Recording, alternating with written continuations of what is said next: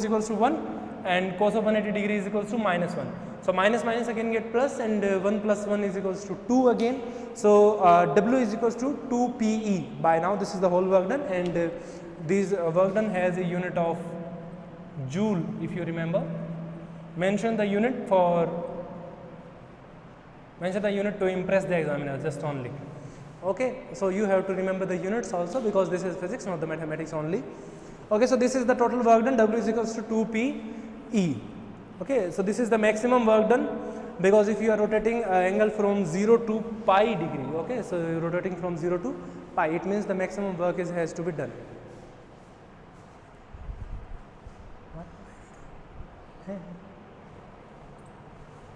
Okay, so this is the maximum work has been done. So let me be aside, you can take a screenshot for your reference, and then we will proceed for a new example saying the potential energy. We will calculate the potential energy in the same sense. Well, this is for the work done here.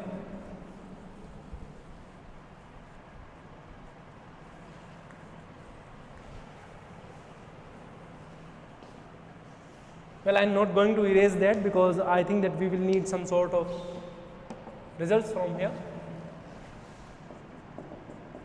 The another case is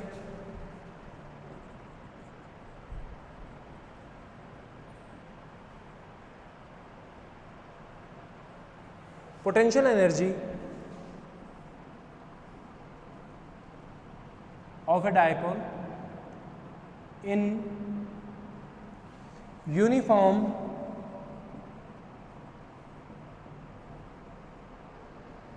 electric field. So let's find out the potential energy here. What should be the value of potential energy by now? Okay. So the potential energy for this configuration, let me consider that the potential energy is simply like the work done in getting from one place to another the total electric field, sorry, the total charge. Okay, the charge is minus q to plus q. So the potential is defined as the total work done is bringing from one charge from one position to another position. So this is the total potential here. So let's find out the value of potential, saying that the value of potential is represented by U here, U, and if you are rotating, then it means that you are working some sort of against the potential, some sort of things there. Let's say this is the tau d theta. Tau d theta is a work done, and the work done in rotating the dipole is done in opposite sense for the electric potential, because the potential is disturbed somewhat. If you are taking someone from rest to motion and somebody from motion to rest, then it means that you are disturbing its statics. So this is what the same case, it is disturbing its statics from initial position to final, then the work done should be considered negative here, and as this is done from 90 degree to some angle, saying that theta, because we are going to for the maximum value of potential here, because the potential will exist at its maximum value. Okay, and in the same way the work is done maximum also, because we are going to rotate the dipole from 90 degree to some sort of angle, saying that theta in that case, and this is equals to 90 degree to theta PE sin of theta d theta. Sin of theta d theta. So by now U, which is representing the total potential energy, is equals to, U will be equals to simple integration. So minus PE cos of theta. Sorry, something happened there. This is the minus in this sense. Okay, sorry.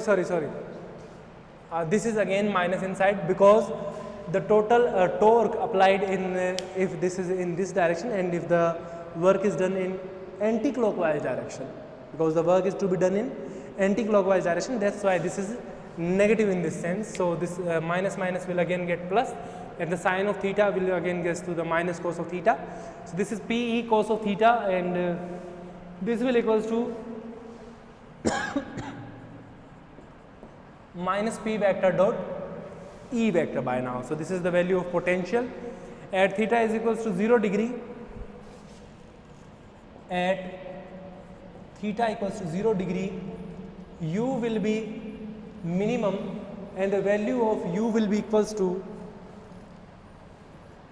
negative of PE. So this is the minimum potential here, and the maximum potential is theta equals to phi. At theta is equals to pi, u will have a maximum value and that is equals to PE by now. This is the positive in this sense. Okay.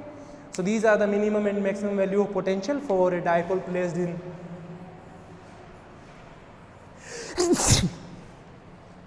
an uniform electric field. Okay. So this is it. We are supposed to calculate. Well, this is not so important by now.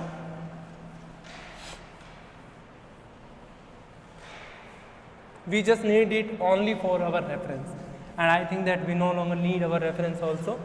Well, let me be aside, you can take a screenshot, then I will erase this off and we will proceed further for our new example here. I hope that you are done with the screenshot, so let's begin with a new example here. Well, this was being calculated for uniform electric field, and now it is our task to calculate for the non-uniform electric field. So let's go for non-uniform electric field by now.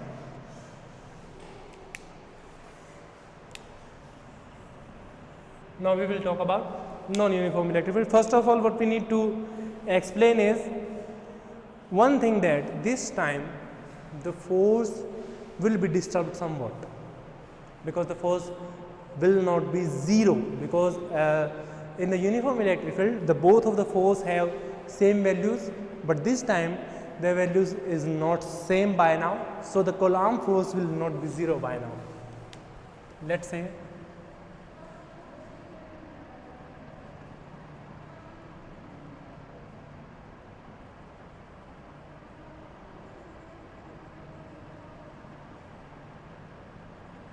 the Coulombic force, let's say it is in the x direction, because we have only two directions, saying this one is the x direction there and this one is the z direction only. We will go only for two directions.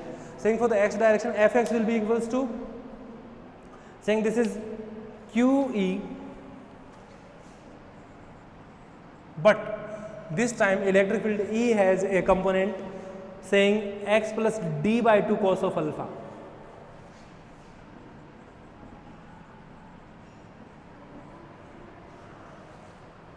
Minus QE, and this time the component is x minus d by 2 cos of alpha. So what is alpha by now? Alpha is the angle made by the electric field to the axis x. Okay, from the axis x, alpha is the angle that is made by the electric field E only. Okay, this is it. And for the positive, you say this is x plus d by 2 cos of alpha, the value here, and for negative, you say this is the x minus d by 2 cos of alpha there. So it means that we are subjected to come up with the result saying that the Coulombic force will not be zero by now. It should have some values here. Okay, so this is the value here. That's why we are not going to make it zero, because we have to get some changes for the electric field. We cannot change the value of charge because the charge has the same value, saying only the Q, because in sense of dipole the charge must have equivalent magnitude but opposite in nature. So the same concept we used here. Okay, so let's begin with the example and going further, where alpha is the angle between vector d and the x axis. The d is the vector of the length of the dipole. Okay, let me mention here, where alpha is the angle between vector d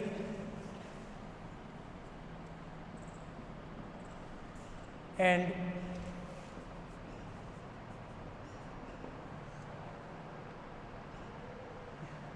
x axis. Okay, alpha is the angle here.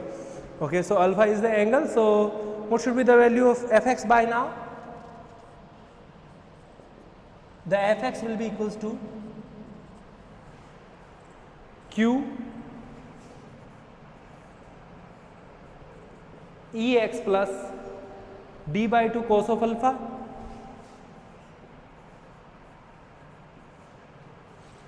curly over curly x of Ex minus Q Ex minus d by 2 cos of alpha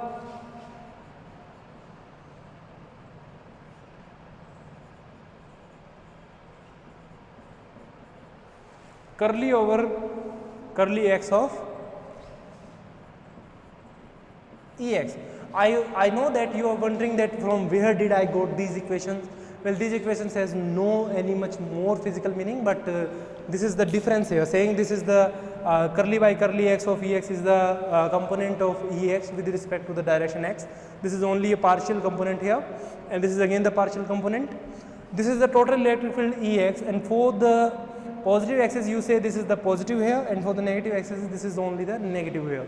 It has no more physical meaning, but it has only to make some changes for the component of Ex, because we do not want to get the value of Coulombic force 0 by now, because if the Coulombic force will be 0, then it means that our assumption is wrong, and we do not want to go through a wrong assumption for the non-uniform electric field.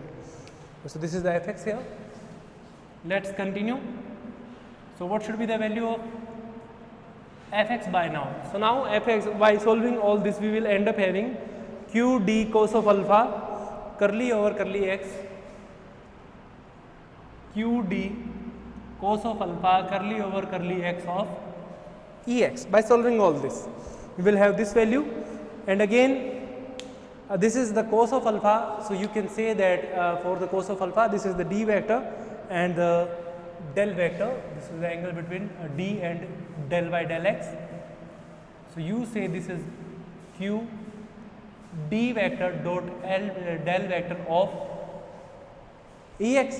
So this should be the value here. Similarly,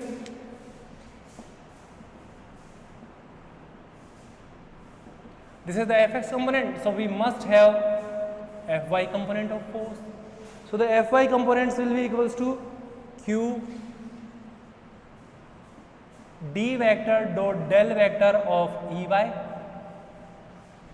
and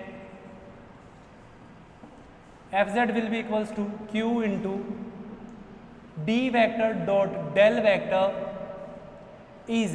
Well, if you still have a confusion that from where did I got these equations, let keep it in your mind and get to a piece and think that this is only a assumption. This is only an assumption. The assumption is taken just because we do not want, in fact I don't want to get this value, the Coulombic force equals to 0.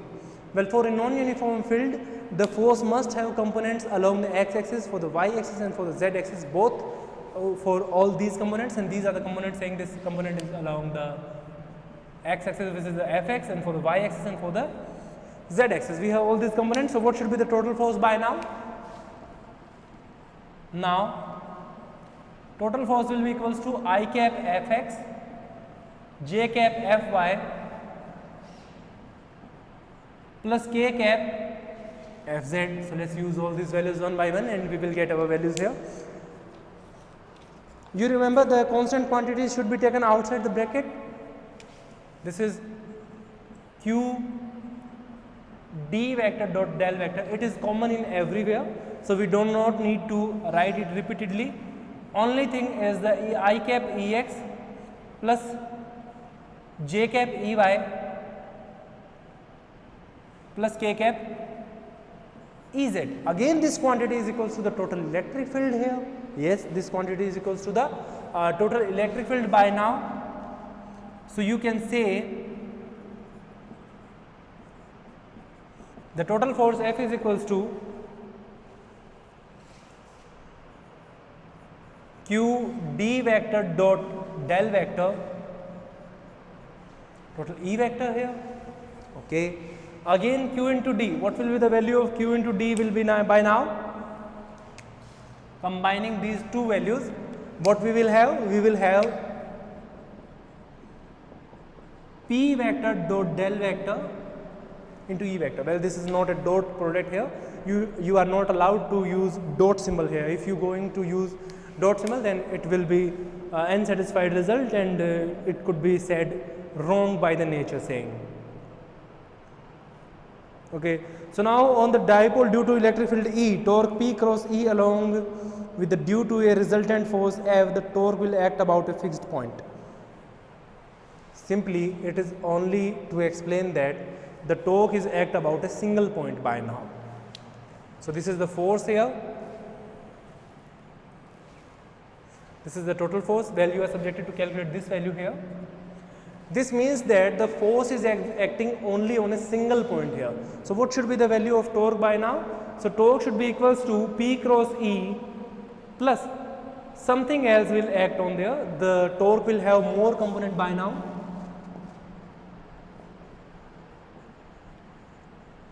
Now the torque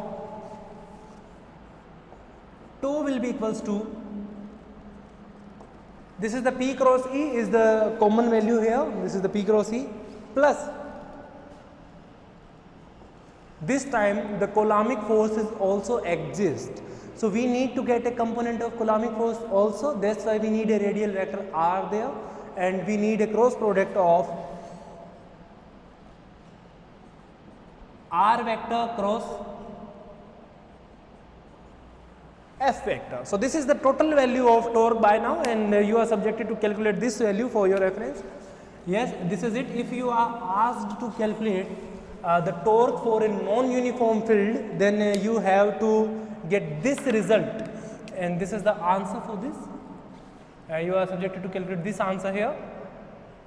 Okay, when you calculate this answer, the result is enough, and you will be given full marks if you use little points saying that the theory points, like as if you say that Fx is here and this is the Fy Fz. So now the total force in the component form, using all the components, combining all the components from the equation saying the Fx, Fy and Fz, then you will have the total force, the vector form here, and this should be written in this form, and this particular equals to that. And now the torque, so this is the torque here. So now torque will have two components, saying only the, not only the dipole moment and the electric field, but it has also a component of Coulombic force here. Okay, so this is it. So now let me be aside, and you can take a screenshot for your reference, and then we will proceed for some more results here.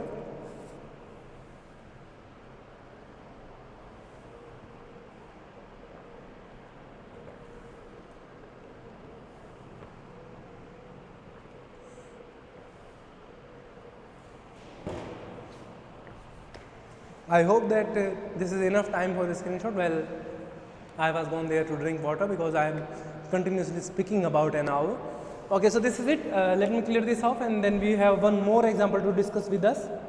And this is the simplest example if you consider yourself, because it has no more literal assumptions, and these are the concepts which has been used for the next example here. So keep it in mind, and let's proceed. Okay, so if you are supposed to calculate the work done or the potential for the non-uniform field, then you remember what you have to do. You just have to use the result here, tau, and the work done W is equals to tau d theta from theta 1 to theta 2. This is it, and the uniform or the potential here, which is U is equals to theta is equal to 90 degree to a certain value theta there. Then this is again equals to tau, and which is the negative of tau d theta, and this is it. In the same way, it has been calculated for the uniform electric field. Okay. So first let me clear this off, and we need to talk about one more point to go.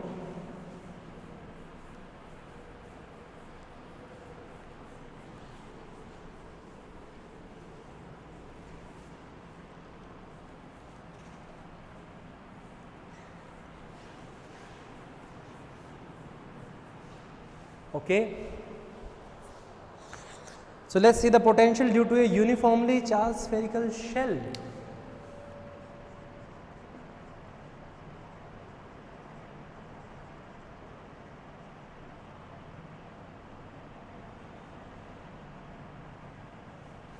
Potential due to a uniformly charged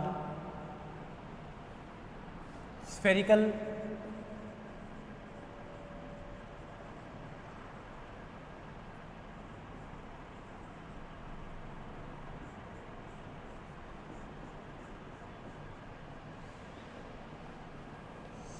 Okay, so what should be the value of potential by now?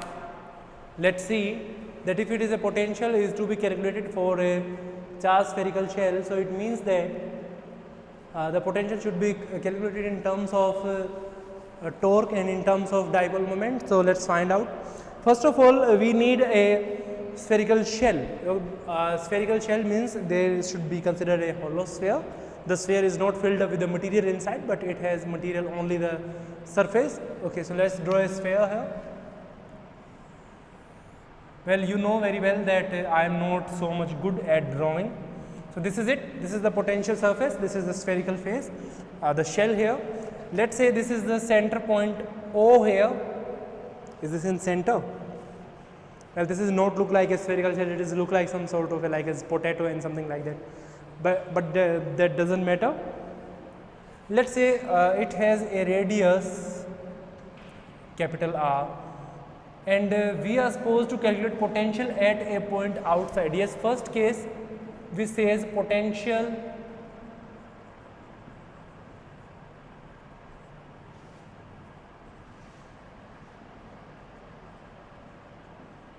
at a point outside or some sort, you can say potential at external point. Okay, so let's say the external point exists here, which is the point P. Let's say this is the point P here, and we are supposed to calculate potential at point P by now. So before going to that point, let's say we imagine a point A here. Okay, let's say this point has a distance r from us. Well, this result by now we will going to calculate will have some different values than with the results we have calculated for the Gauss's law in the second chapter of electrostatics of our 12th course, but this is somewhat different from that point. And by now we use a point A here and a point D. Let's say a point A for our reference. We are using these points only for our reference. This has no external meaning. And let's say this point is making an angle theta here. Okay, the angle theta is here. Also, again we consider one more point here. Let's say this is the point D here, and let's say this point is making an angle d theta. It means slightly some change within this angle. So by now let's draw some perpendicular distances here. Let's say the point B and C are there. This is the point B here, and this is the point C here. And also, if it is cutting here, let's say this also this A joining A to this point P, and it has a distance x by now.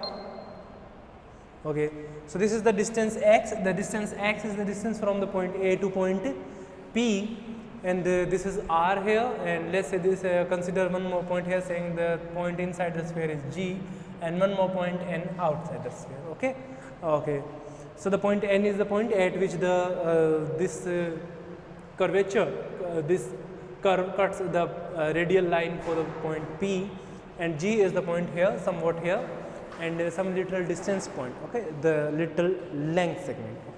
So let's start with this example, and you remember that this is the point here. If potential at P, we consider the shell is divided into many circular rings of infinitesimal thickness, which centers at the point O at all. That one of the ring is A, B, C, D. Let's say this is one ring, A, B, C, D is a ring, because we can consider that the whole spherical shell is been made up of, let's say this is a spherical shell, and this has some sort of rings inside, and forming all these rings will form this particular big structure. So we are taking only this particular ring here, and let's say the thickness of this particular ring is said to be the A, B, C, D is the thickness of the ring here. This is only to understand here. I hope that you understand the concept within this particular example here. Okay, so let's see the thickness of a subjected ring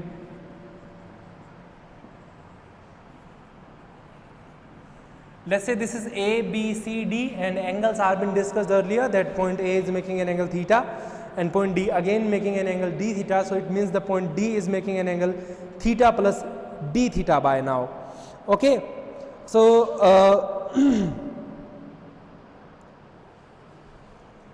okay, the thickness has a radius GA somewhat, and another one thickness is you say is GD, or let's say this is the CD.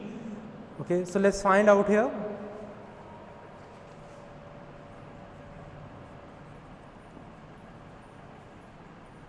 For this configuration, we have a value for GA by now, and it is been calculated. This is the point G here. Okay, the point G is inside the spherical shell, and this is the point. This is the length GA, and it should be calculated using the trigonometric equations. So, what should be the value of GA by now? So, GA will equals to R sine of theta. Yes, GA will equals to the R sine of theta, and AD, this is the AD here, this is the length AD, and this is the length of the curve or the length of the curvature for this smallest space here, and that should be equals to the R d theta. So, these are two important values which we will going to discuss within this example. So, consider the figure yourself. This figure has some sort of explanation which has been discussed within this lecture. I hope that you got the figure by now. Within this figure, we have some more examples to discuss by now. Let's see what is most important here. Okay, so this is the ring here. We have considered this ring, but we consider only this linear part. We do not go through the curved part, and this is just because we do not want to get our calculation complicated. Okay, so that's why we consider only this linear portion here. We do not went through this whole circular curvature. So, this is it. Well, there was some time gap just because I was sit there to have my cup of tea. So, don't mind that. Okay, so let's continue here. So, now we will get the surface area of this ring. So, what should be the surface area of this ring? Okay, we are going step by step. The surface area of this ring. So, what should be the surface area by now? This is equals to, this is GA and AD. So, this GA and AD will give us the total area. Let us say this is the circumference into the thickness. The circumference into the thickness. So, what is the circumference by now? Circumference is to be calculated for the GA here, and you remember the circumference is equal to the 2 pi and the length segment. This is the length here. So, this is the 2 pi GA. Yes, this is the 2 pi GA into, what is the thickness here? The thickness here is AD. Yes, this is AD here, very well. And if you got to know that we have calculated both the value of GA and the value of AD. So, let us use these values in this calculation, and we will have the area here. So, this is the 2 pi here. Yes, this is 2 pi, and the value of GA you say is the R sine of theta. Yes, this is R sine of theta into the value of AD. The value of AD is the R d theta. Yes, this is R d theta. So, let us combine them together, and we will end up having the 2 pi r square sine of theta, 2 pi r square sine of theta d theta. Okay? This is the surface area of the ring, and as if we consider the surface area, then what we will consider for the charge quantities, for the potential, and for the potential we will consider for the surface we will consider the surface charge density. So, the charge on the ring will be, so now this is the area you say, okay, this is area. So, now the charge on the ring. So, what should be the value of charge by now? Let us say the charge is you say is Q, and that is equals to this area. This is 2 pi r square sine of theta d theta into what should we multiply within this? We should multiply the surface charge density, and the surface charge density is represented by sigma. Yes, it has been represented by the sigma at all here. So what should be the value of dq here by now? So dq, because we are talking about only for this thickness here, we are not going to deep into the concept of the whole circle, but we are going to talk about only the circular ring, okay, which is subjected to be calculated, and then the dq will get an integration and we will end up having the whole charge. Let's proceed and talk about the things later. This is 2 pi r square sigma sine of theta d theta. Well, we do not need brackets anymore. So this is it. This is the value of dq here, the total amount of charge there. So we need an energy element at the same distance at point P. Energy element. This particular ring has some energy here. So we need to calculate the energy element at point P. So what should be the value of energy element at point P within this A? You remember the distance here? Distance is represented as this is the distance x here. So this is charge dq. Keep it in mind. We will use this value. We have two important values, saying these two important values, get them step by step, and now we will going to discuss the energy element. So now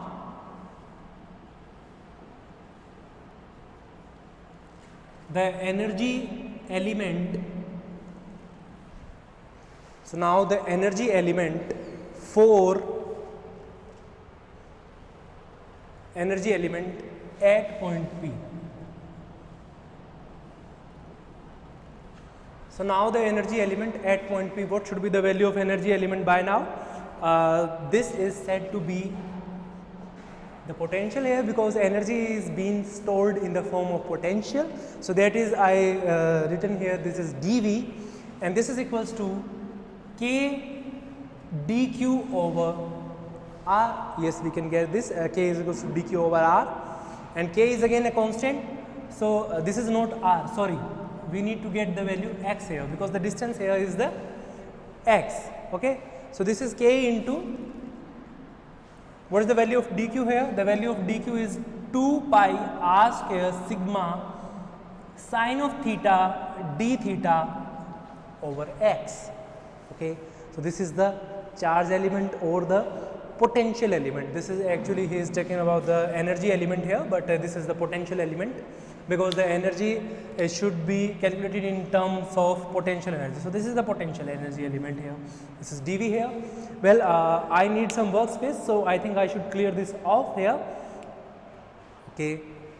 Well, I am not going to clear that. I am just going to clear above section here.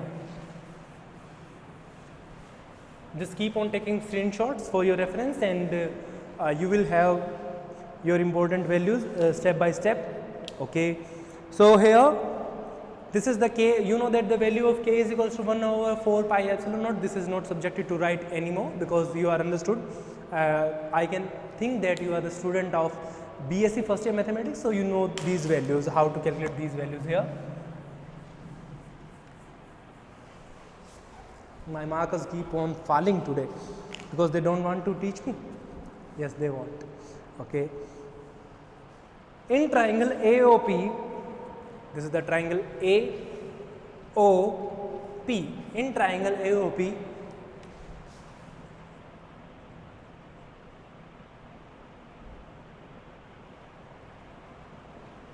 using the cosine law. So what is cosine here? Why do we need only the cosine law here?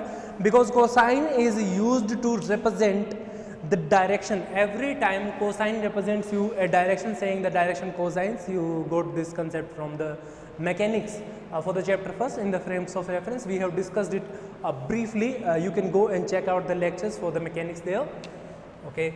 In triangle AOP, using the cosine law, we will have cos of theta there. Yes, cos of theta.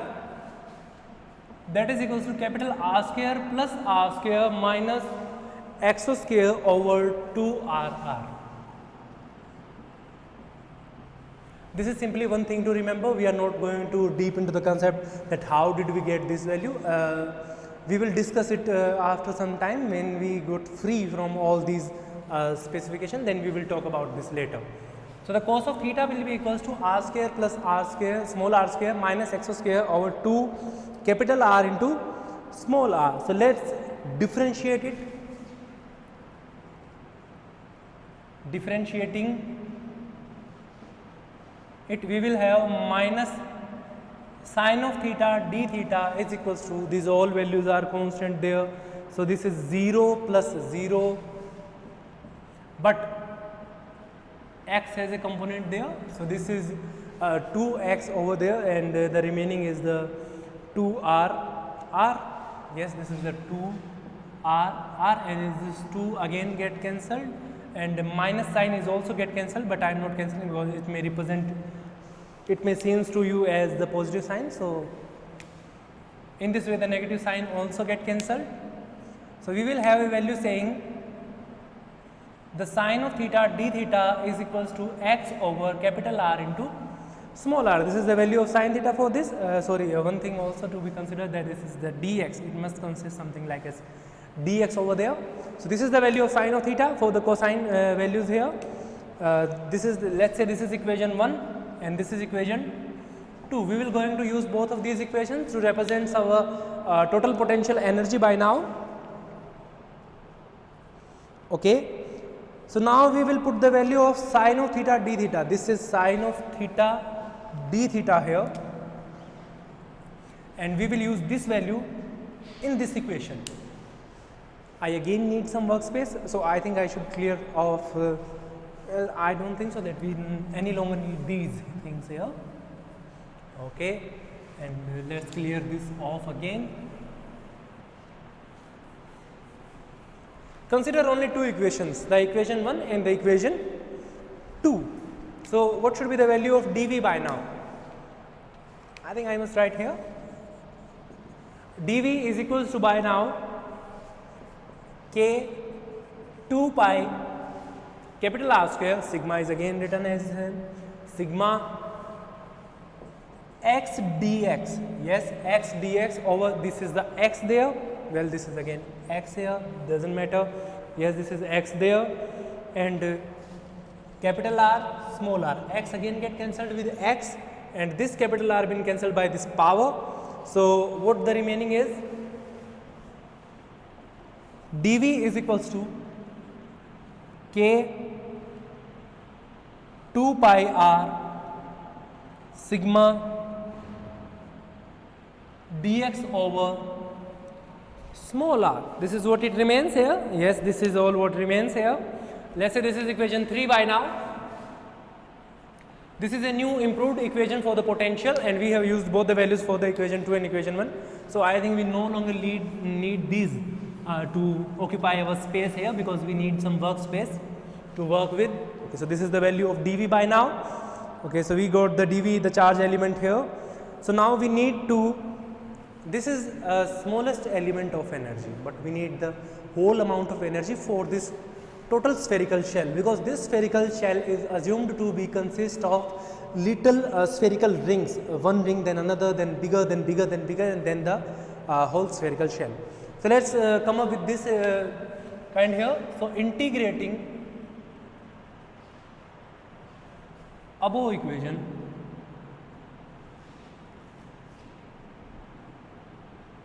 with limits. Okay, we need integration limits here.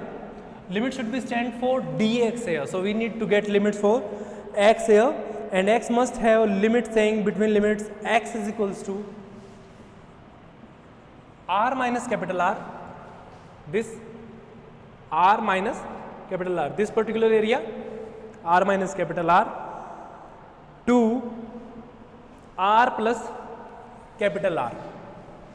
This is n here, and let's say this is the point M here, to r plus capital R. When we are going to get this r plus capital R, we will have a point here, another point. Let's say this is point M here, this is point M, this is point N here. Okay, so we got 2 points here. Okay, so the potential at point P due to whole spherical shell. Now the potential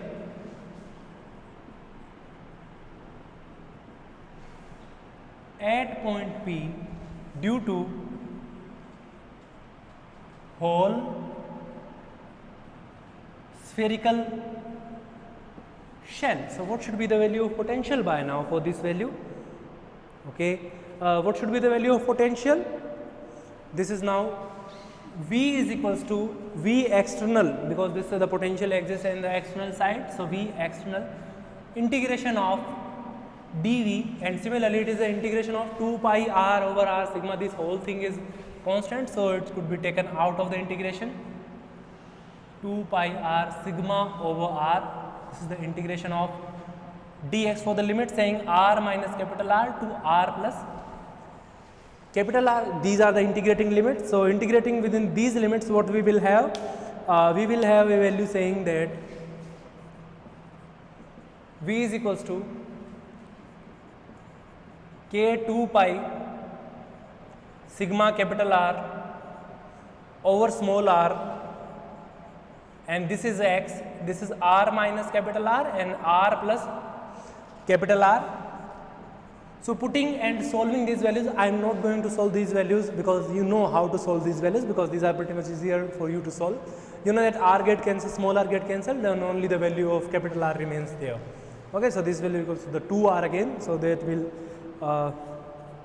we will have k 2 pi sigma capital R over small r, and here we have 2r, or simply we can say that the potential V will be equals to, which is the V external by now, because this is for the external point, saying this is k 4 pi sigma, yes, this is the 4 pi sigma capital R square over small r. So this is the value which you are subjected to calculate, and I hope that you can calculate this value yourself. Okay, so this is the value of potential, but one thing remaining to be considered, that this is sigma, which is the surface charge density. Okay, and 4 pi r square is the surface, and if surface charge density is multiplied by the surface, then what it will equals to? It will equals to the total charge enclosed by the surface. This space is enough for us by now. Now the 4 pi r square sigma will equals to a value q there. Then V external is equals to k q over r. This is the value of potential. Okay, this is what you are subjected to calculate, and I hope that you got the value of potential for this. So this is V external, and you are subjected to calculate this result only. And if this is also a correct answer, you can end up here, but if you go to this result, then it looks a bit specified. It seems that the student has some more knowledge, the knowledge the student, the examiner could expect from you. So this is it. So you can calculate this value here and take a screenshot, and then I will proceed for one more example for this, because this is the potential for a point outside, and now we will calculate potential for a point on the surface. Okay, okay, so let's clear this off. Okay, well, this is no longer needed here, but all the thing remains here, but we do not need to clear them. So let's clear them here. Okay, and potential at a point on the surface, we will going to do it. Let's clear this off. Okay,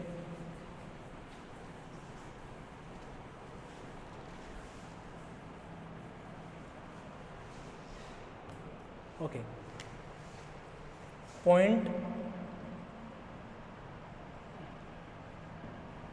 on the surface. Let's say the point P is lying on the surface, and let's say the point P is lying here. This is the point P here, lying on the surface. So in this case, the value of small r will be equals to capital R, and we are not going to calculate the whole result again. We will use the simple value addition here. So let's say what kind of value addition exists here. And you know that the potential on the surface will be equals to, so by now the potential on the surface, this is the simple calculation. I said that we are not going to go for that. So V at surface will be equals to K into V external. Yes, this value will equals to K into K Q over R. So this is the value which you are subjected to calculate. This is no longer irritating, but one thing remains here. The thing remaining is somewhat pretty much complicated, which we are going to deal with right now. So this is the potential on the surface, but we have potential at a point inside the surface. So let us find out what should be the value for an internal point there.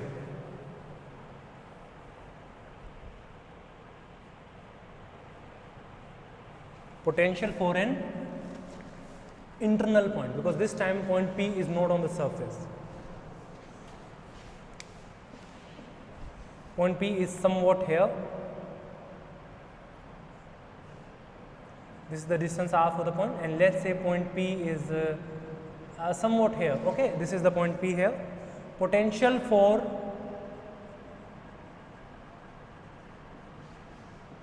internal point. So this is something to calculate by now. Okay, things are pretty much similar to the previous lecture here. So let's calculate what kind of further annihilation we get here. This time point A, let's say the point P is not here but somewhat here, and this is the point J. Let me say this point P is here, and the distances are written in the proper way. Let's say point A is meeting its here. For the point A, we are calculating it's only for this spherical shell, for the rings here. Okay, so for these rings, and let's say this distance is again equals to x. Okay, so now calculate for this. We got the V internal. The V internal will be equals to the integration of dV again, but this time the value should be subtracted not from small r but from capital R, because small r is less than capital R by now. So what should be the integration limits? The integration limits by now are capital R minus small r, capital R plus small r. Capital R minus small r means somewhat here, and capital R plus small r somewhat outside, but that doesn't mean at all. I don't know why do it taken this kind of expressions here. Okay, you remember the value of dV? You have to keep it in mind, or you can calculate yourself, because only the two sections here which could be asked in exam. One of which is the potential for the internal point, and one of that is for the potential for the external point. You have to calculate dV in the same way as we calculated for the previous, for the external point, and now we will use the value of dV right here, which says the K 2 pi sigma capital R over small r, and this is dx here.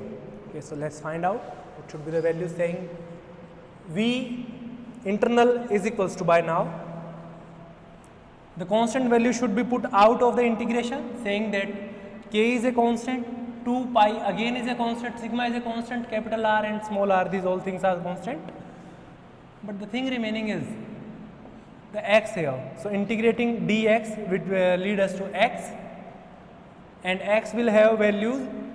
This is the minimal limit and this is the maximal limit here, the upper limit and the lower limit. So we will put these upper limit and lower limit. So what will happen?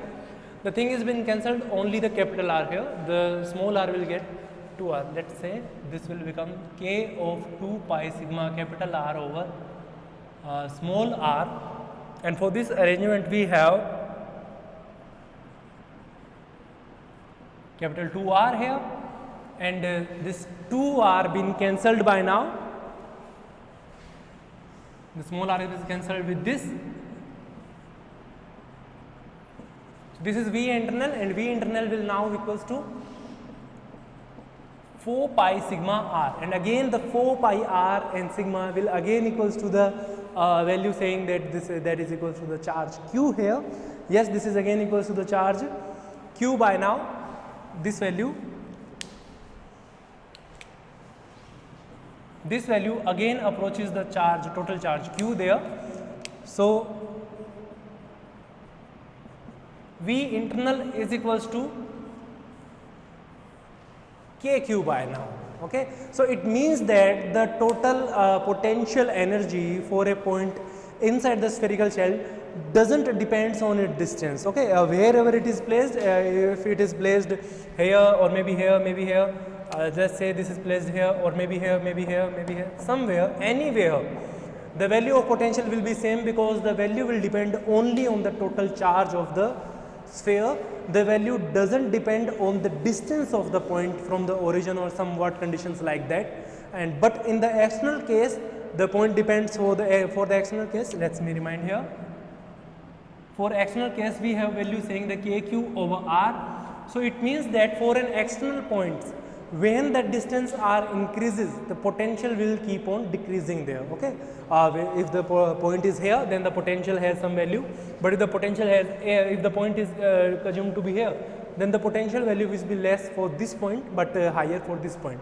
And for the surface, the value is again higher, and for the point inside, the value remains constant. Whatever the distance is, that doesn't mean here for values, and so the value will remains the same here. Okay. Hence potential inside the shell is constant. Hence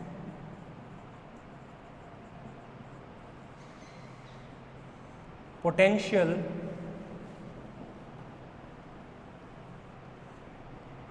inside the shell is constant by now. Okay.